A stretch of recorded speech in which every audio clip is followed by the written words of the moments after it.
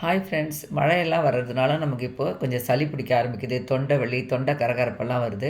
கை வைத்தியமாக நம்ம வீட்டில் இருக்க பொருளை வச்சே கஷாயம் செய்து குடித்தோம்னா நமக்கு சரியாயிடும். இன்றைக்கி நான் கற்பூரவள்ளி கஷாயம் எப்படி பண்ணுறதுன்னு பார்க்கலாம். ஒரு கப்பு தண்ணி வச்சுருக்கேங்க. 4 கற்பூரவள்ளி இலையை எடுத்து சின்ன சின்னதாக கட் பண்ணி சேர்த்துருக்கேன்.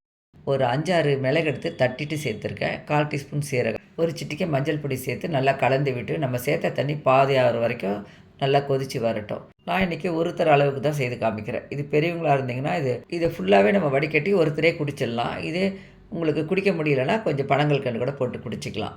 இதே சின்ன பசங்களுக்கு கொடுக்குறீங்கன்னா இதை வடிகட்டிட்டு ஒரு 5 ml எடுத்து அதில் கொஞ்சம் தண்ணியும் கலந்து தேனோ இல்லை பனங்கல்கண்டோ போட்டு கொடுங்க. அவங்க ஈஸியாகவே குடிச்சிருவாங்க.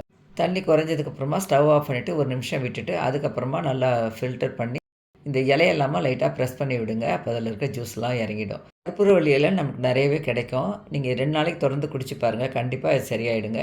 வீடியோ பிடிச்சா லைக் பண்ணி சஞ்சய் மான் வ்ளாக் சேனலை சப்ஸ்கிரைப் பண்ணிக்கோங்க. தேங்க்யூ.